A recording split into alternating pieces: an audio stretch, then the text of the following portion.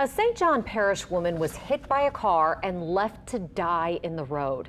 And the person responsible for that hit and run still hasn't been found. Well, the more than a decade-old case has left a hopeful family continuing to pray for answers. Mike McDaniel explains why this case is so tough to solve.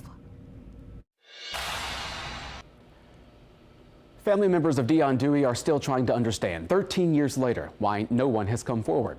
The only small piece of evidence they know of hasn't been much help. While they understand this could have been an accident, it's how Duhe was treated that hurts the most.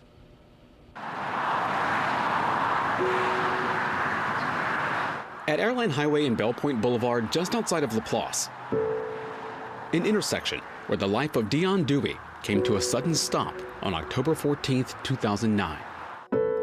It was the worst day, it's still the worst day of my life. Nicole Stanton is Duhe's aunt. Just 9 months separate them in age. They grew up together and were more like sisters. Every graduation, from elementary to high school, was with Dione. Everything I did was with Dione. Stanton says 36-year-old Duhe, who had kidney problems, went to dialysis that morning.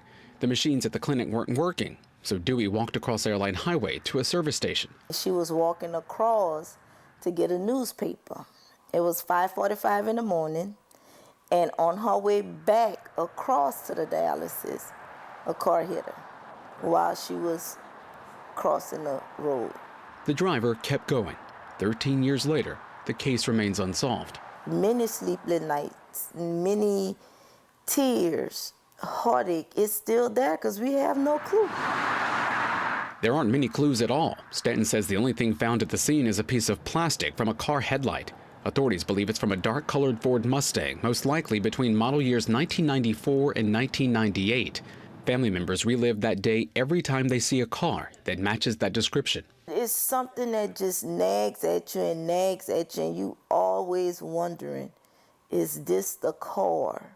State police is handling the investigation. No one from Troop B made themselves available to talk about the case, but released a statement to Eyewitness News saying there are no new leads and that it's unfortunate the family hasn't been able to find closure. For me, I need to know why you didn't just stop. Why was she not important enough for you to stop to see if maybe there was something you can do? Duhe's other aunt, Michelle Stanton, says a woman getting gas at the service station that morning rushed over to Duhe. She didn't see what happened, only heard it. The family didn't find out until much later. For me, that was the hardest part, thinking she died alone. And it wasn't until 7 years later we found out that she wasn't alone. Someone was there. She was not out there by herself in the last minutes. That's the only bit of relief this family has. They walk in a mile. That's why they continue to do walks and vigils. They pass out flyers and put up signs. They even put up a memorial at that intersection, hoping to bring attention to the case and tips to Crime Stoppers. My sister and I were like the closest out of all the siblings. Duhe was one of 6 siblings and had no kids of her own. Her younger brother, Desmond James, says she would always look out for him. You know, the person who responsible for killing my sister, you don't know what you took from me. Sorry. I could understand if you stopped, if you tried to help her. It was an accident, we could understand that. But when you decided to leave, that's where it was like, she didn't mean nothing to nobody, and she did. She has a family that love her. A love that runs deep. Before her death, Duhe was preparing for a kidney donation. I had to lose 5 more pounds. From Aunt Nicole, who was a perfect match. Her own siblings didn't match her. I matched her. Unable to make that donation of life, it's now the memories that keep Duhe part of the family. She loved to dress. She loved makeup. You never saw her with her hair not done because her hair stayed laid.